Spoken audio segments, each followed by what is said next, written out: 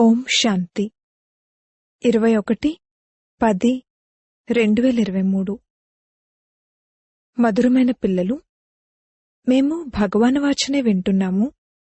స్వయంగా భగవంతుడే మమ్మల్ని చదివిస్తున్నారు అన్న నిశ్చయం ఎప్పుడైతే పూర్తిగా ఉంటుందో అప్పుడే సదా సంతోషంలో ఉండగలుగుతారు. ప్రశ్న: డ్రామానుసారంగా ఈ సమయంలో అందరూ ప్లాన్లు ఏం తయారు చేస్తారు మరియు ఏర్పాట్లు ఏం చేస్తారు? జవాబు: ఈ సమయంలో అందరూ ప్లాన్లు తయారు చేస్తారు. ఇన్ని సంవత్సరాల్లో ఇంత ధాన్యాన్ని పండిస్తాము, కొత్త ఢిల్లీ, కొత్త భారత్ తయారవుతుంది అని. కాని ఏర్పాట్లు మృత్యు కొరకు చేస్తూ ఉంటారు. మొత్తం ప్రపంచమంతటి కంఠంలో మృత్యుహారం పడి ఉంది. తానొకటి తలిస్తే దైవం మరొకటి తలిచినట్లు అన్న నానుడి ఉంది. తండ్రి ప్లాన్ తండ్రిది, మనుషుల ప్లాన్ మనుషులది. పాట: ఎవరో నన్ను తనవారిగా చేసుకుని. ఓం శాంతి. బ్రహ్మ తను ద్వారా నిరాకార భగవాన్ వాచ. ఇక్కడ మనుష్యమాతృలెవ్వరూ చదివించడం లేదని, నిరాకార భగవంతుడు చదివిస్తున్నారని మొదట ఈ విషయాన్ని పక్కా చేసుకోవాలి. వారిని ఎల్లప్పుడూ పరంపిత పరమాత్మ శివ అని అంటారు. బెనారస్లో శివుని మందిరం కూడా ఉంది కదా. ఆత్మకు మొట్టమొదట మమ్మల్ని అనంతమైన తండ్రి చదివిస్తున్నారు అన్న నిశ్చయం ఉండాలి. ఎప్పటివరకైతే ఈ నిశ్చయం ఉండదో అప్పటి వరకు మనుషులెందుకు పనికిరారు, గవ్వతుల్యంగానే ఉంటారు. తండ్రిని తెలుసుకోవడంతో వజ్రతుల్యంగా అవుతారు. గవ్వతుల్యంగా కూడా భారత్ యొక్క మనుషులే అవుతారు. అలాగే వజ్రతుల్యంగా కూడా భారత్ యొక్క మనుషులే అవుతారు. తండ్రి వచ్చి మనుషుల నుండి దేవతలుగా తయారు చేస్తారు. మొదట ఎప్పటివరకైతే భగవంతుడు చదివిస్తున్నారు అన్న నిశ్చయం ఉండదో అప్పటి వరకు వారు ఈ కాలేజ్లో కూర్చున్నా ఏం అర్థం చేసుకోనట్లే. ఆ సంతోషపు పాదరసం పైకెక్కదు. వారు మన అతి ప్రియమైన తండ్రి. వారిని భక్తి మార్గంలో దుఃఖపు సమయంలో ఓ పరమాత్మ దయచూపండి అని పిలిచేవారు. ఈ విధంగా ఆత్మే అంటుంది. లౌకిక తండ్రి ఉన్నా కూడా తాము ఏ తండ్రిని తలుచుకుంటున్నారు అనేది మనుషులు అర్థం చేసుకోరు. ఆత్మ నోటి ద్వారా వీరు నా లౌకిక తండ్రి, వీరు నా పారలౌకిక తండ్రి అని అంటుంది. మీరిప్పుడు దేహీ అభిమానులుగా అయ్యారు. మిగిలిన మనుషులంతా దేహాభిమానులుగా ఉన్నారు. వారికి ఆత్మ మరియు పరమాత్మల గురించి తెలియనే తెలియదు. ఆత్మలమైన మనం ఆ పరంపిత పరమాత్ముని పిల్లలం. ఈ జ్ఞానం ఇంకెవరికీ లేదు. తండ్రి మొట్టమొదట ఈ నిశ్చయాన్ని కలిగిస్తారు. భగవానువాచ: నేను మీకు ఈ రాజయోగాన్ని నేర్పిస్తాను. మీరు దేహసహితంగా దేహపు సంబంధాలేవైతే ఉన్నాయో వాటిని మరచి స్వయాన్ని ఆత్మగా నిశ్చయం చేసుకుని తండ్రినైన నన్ను స్మృతి చేయండి. ఏ మనుషులు లేక కృష్ణుడు మొదలైనవారు ఈ విధంగా అనలేరు. ఇదంతా అసత్యమైన మాయ, అసత్యమైన తనువు, అసత్యమైన ప్రపంచం. ఒక్కరు కూడా సత్యమైన వారు లేరు. మళ్లీ సత్యఖండంలో అసత్యమైన వారు ఒక్కరు కూడా ఉండరు. ఈ లక్ష్మీనారాయణలు సత్యఖండానికి యజమానులుగా ఉండేవారు, పూజ్యులుగా ఉండేవారు. ఇప్పుడు భారతవాసులు ధర్మభ్రష్టులుగా, కర్మభ్రష్టులుగా అయ్యున్నారు. కావుననే భ్రష్టాచారి భారత్ అన్న పేరు ఉంది. శ్రేష్టాచారి భారత్ సత్యుగంలో ఉంటుంది. అక్కడందరూ సదా చిరుమందహాసంతో ఉంటారు. ఎప్పుడూ రోగగ్రస్తులుగా, అనారోగ్యం కలవారిగా అవ్వరు. ఇక్కడ ఫలానా వారు స్వర్గస్థులయ్యారని అంటారు కాని ఎవరికీ ఏమీ తెలియదు. ఈ సమయంలోని రాజ్యం కూడా ఎండమావుల సమానమైనది. లేడి కథ ఒకటుంది కదా. నీరు అనుకుని లోపలికి వెళ్తుంది మరియు ఆ ఊబిలో చిక్కుకుపోతుంది. కావున ఈ సమయంలో ఊబి వంటి రాజ్యం ఉంది. ఎంతగా అలంకరిస్తారో అంతగా ఇంకా పడిపోతూ ఉంటారు. భారత్లో ధాన్యం ఎంతో ఉంటుంది, ఇది ఉంటుంది, అది ఉంటుంది అని అంటూ ఉంటారు కాని ఏమీ ఉండదు. దీనినే తానొకటి తలిస్తే దైవం మరొకటి తలిచినట్లు అని అంటారు. తండ్రి అంటారు, ఇది రాజ్యమేమీ కాదు. ఎక్కడైతే రాజు రాణి ఉంటారో దానిని రాజ్యమని అంటారు. ఇది ప్రజలపై ప్రజల రాజ్యం. అధర్మయుక్తమైన అసత్యమైన రాజ్యం ఉంది. భారత్లో ఆది సనాతన దేవీదేవతల రాజ్యం ఉండేది. ఇప్పుడు ఎంత ధర్మభ్రష్టులుగా కర్మభ్రష్టులుగా అయిపోయారు. తమ ధర్మం గురించి తెలియని దేశమంటూ ఇంకేదీ లేదు. ధర్మమే శక్తి అని కూడా అంటారు. దేవతలదైతే మొత్తం విశ్వమంతటిపైన రాజ్యం ఉండేది. ఇప్పుడు పూర్తిగా నిరుపేదలుగా ఉన్నారు. బయట్నుండి ఎంతగా సహాయం తీసుకుంటున్నారు. వారికి బాహుబలం యొక్క సహాయం ఉంది, మీకు యోగబలం యొక్క సహాయం ఉంది. అతి ప్రియమైన తండ్రి నుండి మనకు 21 జన్మల కొరకు సదా సుఖపు వారసత్వం లభిస్తుందని పిల్లలైన మీకు తెలుసు. అక్కడెప్పుడూ దుఃఖం, ఏడవటం మొదలైన వాటి విషయమే ఉండదు. ఎప్పుడూ అకాల మృత్యువులు జరగవు. అలాగే ఈ రోజుల్లో జరుగుతున్నట్లుగా 4-5 పిల్లలకు కలిపి ఒకేసారి జన్మనివ్వడం జరగదు. ఒకవైపు చూస్తే తినడానికేమీ లేదు. పిల్లలకు జన్మనివ్వడం తగ్గించండి అని అంటారు. తానొకటి తలిస్తే దైవం మరొకటి తలిచినట్లు జరుగుతుంది. కొత్త ఢిల్లీ, కొత్త రాజ్యం ఉందని భావిస్తారు కానీ ఏమీ లేదు. మృత్యు అందరి మెడలో పడి ఉంది. మృత్యు కొరకు పూర్తి ఏర్పాట్లు చేస్తున్నారు. తప్పకుండా 5000 సంవత్సరాల క్రితం వలె ఇది ఆ మహాభారత యుద్ధమే.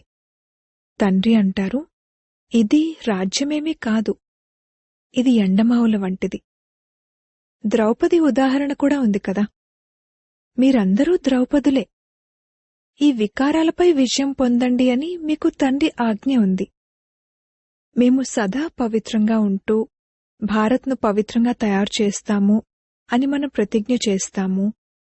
ఈ పురుషులు పవిత్రంగా ఉండనివ్వరు. కొంతమంది గుప్త గోపికలు వీరు మమ్మల్ని కొడుతున్నారు అని ఎంతగానో పిలుస్తారు. ఈ కామం మహాశత్రువని, ఇది ఆది మధ్యాంతాలు దుఃఖాన్నిస్తుందని మీకు తెలుసు. తండ్రి అంటారు, దీనిపై మీరు విజయం పొందాలి. గీతలో కూడా కామం మహాశత్రు అని భగవాన్ వాచ ఉంది, కాని మనుషులు అర్థం చేసుకోరు. తండ్రి అంటారు, పవిత్రంగా అవ్వండి, అప్పుడు మీరు రాజులకే రాజులుగా అవుతారు. ఇప్పుడు చెప్పండి, రాజులకే రాజులుగా అవ్వాలా లేక పతితులుగా అవ్వాలా? ఈ ఒక్క అంతిమ జన్మ నా కోసం పవిత్రంగా అవ్వండి అని తండ్రి అంటారు. అపవిత్ర ప్రపంచ వినాశనం మరియు పవిత్ర ప్రపంచ స్థాపన జరుగుతుంది. అర్ధకల్పం మీరు విషాన్ని తాగుతూ తాగుతూ ఇంతటి దుఃఖాన్ని చూశారు. మీరు ఈ ఒక్క జన్మ దీన్ని వదల్లేరా? ఇప్పుడు పాత ప్రపంచ వినాశనం మరియు కొత్త ప్రపంచ స్థాపన జరుగుతోంది. ఇందులో ఎవరైతే పవిత్రంగా అవుతారో మరియు తయారు చేస్తారో వారే ఉన్నత పదవిని పొందుతారు. ఇది రాజయోగం. మేము బ్రహ్మ కుమార కుమారీలం కావున తప్పకుండా ప్రజాపిత బ్రహ్మకు సంతానం కూడా అని మీరంటారు. బ్రహ్మ శివుని కుమారుడు, మీకు వారసత్వాన్ని ఇచ్చేవారు శివుడు. ఇది నిరాకారుడైన గాడ్ ఫాదర్లీ యూనివర్సిటీ. స్వర్గస్థాపన చేసేవారు, వారసత్వాన్ని ఇచ్చేవారు ఆ శివుడే. ఆ గాడ్ ఫాదర్, ఆనందసాగరుడు, జ్ఞానసాగరుడు అయిన తండ్రి కూర్చుని చదివిస్తారు. కాని ఎప్పుడైతే దేహాభిమానం తొలగిపోతుందో అప్పుడే బుద్ధిలో కూర్చుంటుంది. భాగ్యంలో లేకపోతే మరి ధారణ కూడా జరగదు. తప్పకుండా మీరు జగత్పితకు పిల్లలు. బ్రహ్మ కుమార కుమారీలు రాజ్యోగాన్ని నేర్చుకుంటున్నారు. మీ స్మృతి చిహ్నమే నిలబడి ఉంది. ఈ మందిరం ఎంత బాగుంది. దీని అర్థం పిల్లలైన మీకు తప్పింకెవరికీ తెలీదు. పూజలు చేస్తూ తలవంచి నమస్కరిస్తూ ధనమంతటినీ పోగొట్టుకున్నారు. ఇప్పుడు పూర్తిగా గవ్వతుల్యంగా అయిపోయారు. తినడానికి భోజనం లేదు, ఇప్పుడిక పిల్లలకు జన్మనివ్వడం తగ్గించండి అని అంటారు. కామం మహాశత్రు అని చెప్పే శక్తి మనుషులెవ్వరికీ లేదు. పిల్లలకు జన్మనివ్వడం తగ్గించండి అని ఎంతగా చెప్తూ ఉంటారో అంతగా ఇంకా ఎక్కువ జన్మనిస్తూ ఉంటారు. ఈ విషయంలో ఎవరి శక్తి పనిచేయడం లేదు. ఇది గాడ్ ఫాదర్లీ యూనివర్సిటీ అని, భగవంతుడు ఒక్కరేనని పిల్లలైన మీరు మొట్టమొదట ఈ విషయాన్ని అర్థం చేయించాలి. సదా తిరుగుతూ ఉండే చక్రం ఇదొక్కటే. ఇవి అర్థం చేసుకోవాల్సిన విషయాలు. మిత్ర సంబంధికులు మొదలైన వారికి కూడా ఈ ఆత్మిక యాత్ర యొక్క రహస్యాన్ని అర్థం చేయించాలి. దైహిక యాత్రలనైతే జన్మ జన్మాంతరాలుగా చేశారు. ఈ ఆత్మిక యాత్ర ఒక్కసారే జరుగుతుంది. అందరూ తిరిగి వెళ్ళాలి. పతితులెవ్వరూ ఇక్కడ ఉండేది లేదు. ఇప్పుడిది వినాశన సమయం. ఈ కోట్లాది మంది మనుషులెవరైతే ఉన్నారో వీరందరూ సత్యుగంలో ఉండరు. అక్కడ చాలా కొద్దిమందే ఉంటారు. అందరూ తిరిగి వెళ్ళాలి. తండ్రి తిరిగి తీసుకువెళ్లేందుకే వచ్చారు. ఎప్పటివరకైతే ఇది అర్థం చేసుకోరో అప్పటి వరకు మధురమైన ఇల్లు మరియు సుఖధామం గుర్తుకురావు. స్మృతి చేయడమైతే చాలా సహజం. తండ్రి అంటారు, మధురమైన ఇంటికి పదండి. నేను తప్ప మిమ్మల్ని ఇంకెవ్వరూ తీసుకువెళ్లలేరు. నేనే కాలుడికే కాలుడిని. ఎంత బాగా అర్థం చేయిస్తారు. కాని ఆశ్చర్యమేమిటంటే ఇన్ని సంవత్సరాలుగా ఉంటూ కూడా ధారణ జరగదు. కొందరు చాలా చురుకైన వారిగా అవుతారు, కొందరేమీ అర్థం చేసుకోరు. అలాగని పాతవారి పరిస్థితే ఇలా ఉంటే మరి మా పరిస్థితి ఏంటి అన్నట్లు కాదు. అలా కాదు. స్కూల్లో అందరూ నంబర్ 1గా ఏమైనా ఉంటారా? ఇక్కడ కూడా నంబర్ 1గా ఉన్నారు. అనంతమైన తండ్రి నుండి వారసత్వాన్ని తీసుకునే సమయం ఇదే. 21 జన్మల వరకు సదా సుఖపు వారసత్వాన్ని పొందాలి అని అందరికీ అర్థం చేయించాలి. ఎంతమంది బ్రహ్మ కుమార కుమారులు పురుషార్థం చేస్తున్నారు. నంబర్ వారుగా అయితే తప్పకుండా ఉంటారు. పతిత పావనుడు ఒక్క తండ్రేనని మీకు తెలుసు. మిగిలిన వారంతా పతితులే. తండ్రి అంటారు, సర్వుల సద్గతిదాత ఒక్కరే. వారే స్వర్గస్థాపన చేస్తారు. ఆ తర్వాత కేవలం భారత్ మాత్రమే ఉంటుంది. మిగిలిందంతా వినాశనమైపోతుంది. మనుషుల బుద్ధిలో ఈ మాత్రం విషయం కూడా కూర్చోదు. తండ్రి అంటారు, పిల్లలు నాకు సహాయకులుగా అయినట్లయితే నేను మిమ్మల్ని స్వర్గాధిపతులుగా తయారు చేస్తాను. పిల్లలు ధైర్యాన్నుంచితే తండ్రి సహాయం చేస్తారు. ఈశ్వరీయ సేవాదారులు అని గాయనమైతే చేస్తారు. వాస్తవానికి వారంతా దైహిక ముక్తిదళం. సత్యాతి సత్యమైన ఆత్మిక ముక్తిదళం మీరే.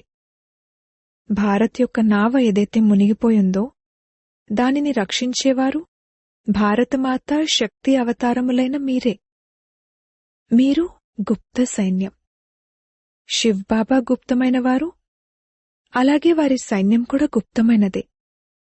శివశక్తి పాండవ సైన్యం. ఇదే సత్యాతి సత్యమైన సత్యనారాయణ కథ. మిగిలినవన్నీ అసత్యమైన కథలే. అందుకే చెడు చూడకూడదు, చెడు వినకూడదు అనంటారు. నేనేదైతే అర్థం చేయిస్తానో అదే వినండి. ఇది అనంతమైన పెద్ద స్కూల్. ఈ యూనివర్సిటీ కొరకే ఈ ఇళ్లను నిర్మించారు. చివర్లో పిల్లలిక్కడికి వచ్చి ఉంటారు. ఎవరైతే యోగయుక్తంగా ఉంటారో వారే వచ్చి ఉంటారు. ఈ కళ్లతో వినాశనాన్ని చూస్తారు. స్థాపన మరియు వినాశనం యొక్క సాక్షాత్కారాన్ని ఏదైతే మీరిప్పుడు దివ్య దృష్టితో చూస్తారో దానిని తర్వాత మీరు ఈ కళ్లతో చూస్తారు. ఇందులో చాలా విశాల బుద్ధి కావాలి. ఎంతగా తండ్రిని స్మృతి చేస్తారో అంతగా బుద్ధితాళం తెరుచుకుంటూ ఉంటుంది. ఒకవేళ వికారాల్లోకి వెళ్ళినట్లయితే తాళం పూర్తిగా మూసుకుపోతుంది. స్కూల్ వదిలేశారంటే ఇక జ్ఞానం బుద్ధి నుండి పూర్తిగా తొలగిపోతుంది. పతితులుగా అయ్యారంటే ఇక ధారణ జరగదు. ఎంతో శ్రమ ఉంది. ఇది విశ్వానికి యజమానులుగా అయ్యే కాలేజ్. ఈ బ్రహ్మ కుమార కుమారీలు శివ్బాబాకు మనవలు మనవరాళ్లు. వీరిప్పుడు భారత్ను స్వర్గంగా తయారు చేస్తున్నారు. వీరు ఆత్మిక సమాజ సేవకులు. వీరు ప్రపంచాన్ని పావనంగా తయారు చేస్తున్నారు. ముఖ్యమైనది పవిత్రత. శ్రేష్టాచారి ప్రపంచంగా ఉండేది ఇప్పుడు భ్రష్టాచారిగా ఉంది. ఈ చక్రం తిరుగుతూ ఉంటుంది. ఈ దైవీ వృక్షం యొక్క అంటు కట్టబడుతుంది. ఇది మెల్లమెల్లగా వృద్ధి చెందుతుంది. అచ్చా, మధురాతి మధురమైన సికిలదే పిల్లలకు మాతా పితా బాప్దాదాల ప్రియస్మృతులు మరియు గుడ్ మార్నింగ్. ఆత్మిక పిల్లలకు ఆత్మిక తండ్రి నమస్తే. ధారణ కొరకు ముఖ్య సారము. మొదటి పాయింట్, సత్యాతి సత్యమైన ఆత్మిక ముక్తిదళంగా అయి భారత్ను వికారాల నుండి రక్షించాలి. తండ్రికి సహాయకులుగా అయి ఆత్మిక సమాజ సేవను చేయాలి. రెండవ పాయింట్, ఒక్క తండ్రి నుండే సత్యమైన విషయాలను వినాలి. చెడు వినకండి, చెడు చూడకండి. ఈ కళ్లతో చివరి సమయంలోని దృశ్యాలను చూసేందుకు యోగయుక్తంగా అవ్వాలి. వరదానము, అప్సెట్, డిస్టర్బ్ అయ్యేందుకు బదులుగా లెక్కాచారాలను సంతోషంగా తీర్చుకునే నిశ్చింతాత్మ భవ. ఒకవేళ ఎప్పుడైనా ఎవరైనా ఏదైనా విషయం అంటే దానికి వెంటనే అప్సెట్ అయిపోకండి. మొదట వారు ఏ భావంతో అన్నారు అన్నది స్పష్టం చేసుకోండి, లేక వెరిఫై చేసుకోండి. ఒకవేళ అందులో మీ తప్పేమీ లేకపోతే నిశ్చింతులైపోండి. బ్రాహ్మణాత్మల ద్వారా ఇక్కడే అన్ని లెక్కాచారాలు తీరనున్నాయి అన్న విషయం స్మృతిలో ఉండాలి. ధర్మరాజపురి నుండి సురక్షితులుగా అయ్యేందుకు బ్రాహ్మణులు ఎక్కడో అక్కడ నిమిత్తులవుతారు. అందుకే గాబరా పడకండి, సంతోషంగా తీర్చుకోండి. ఇందులో ఉన్నతియే జరగనున్నది. స్లోగన్, తండ్రే ప్రపంచము. సదా ఈ స్మృతిలో ఉండడమే సహజయోగము. మాతేశ్వరి గారి మధుర మహావాక్యాలు. అజపా జపము అనగా నిరంతర యోగం, ఎడతెగని యోగం. ఓం శాంతి అనన్నప్పుడు దాని యథార్థ అర్థం, నేను ఆత్మను, ఆ జ్యోతి స్వరూపుడైన పరమాత్ముని సంతానాన్ని. మనం కూడా ఆ తండ్రి అయిన జ్యోతిర్బిందు పరమాత్ముని లాంటి ఆకారం కలవారము. అయితే మనం శాలిగ్రామాలైన పిల్లలం కనుక మనం మన జ్యోతి స్వరూపుడైన పరమాత్మునితో యోగం జోడించాలి. వారితోనే యోగాన్ని జోడించి లైట్ మైట్ యొక్క వారసత్వాన్ని తీసుకోవాలి. అందుకే గీతలో స్వయం భగవంతుని మహావాక్యం ఉంది, మన్మనాభవ. జ్యోతి స్వరూప తండ్రినైన నా సమానంగా పిల్లలైన మీరు కూడా నిరాకారి స్వరూపంలో స్థితులవ్వండి. దీనినే అజపా జపమనంటారు. అజపా జపం అనగా ఏదైనా మంత్రాన్ని జపించేందుకు బదులుగా నాచురల్గా ఆ పరమాత్మని స్మృతిలో ఉండటం. దీనినే పూర్ణయోగమని అంటారు. యోగం అంటే అర్థం యోగేశ్వరుడైన ఆ ఒక్క పరమాత్మని స్మృతిలో ఉండటం. కనుక ఏ ఆత్మలైతే ఆ పరమాత్మని స్మృతిలో ఉంటారో వారిని యోగులు లేక యోగినీలు అనంటారు. ఎప్పుడైతే ఆ యోగంలో అనగా స్మృతిలో నిరంతరం ఉంటారో అప్పుడే వికర్మలు మరియు పాపాల భారం తొలగుతుంది మరియు ఆత్మలు పవిత్రంగా అవుతారు. దీని ద్వారా భవిష్య జన్మలో దేవతా ప్రారబ్ధం లభిస్తుంది. ఇప్పుడు జ్ఞానం కావాలి. అప్పుడే యోగం పూర్తిగా కుదరగలదు. స్వయాన్ని ఆత్మగా భావిస్తూ పరమాత్మని స్మృతిలో ఉండటం, ఇదే సత్యమైన జ్ఞానం. ఈ జ్ఞానం ద్వారానే యోగం కుదురుతుంది. అచ్చా, ఓం శాంతి.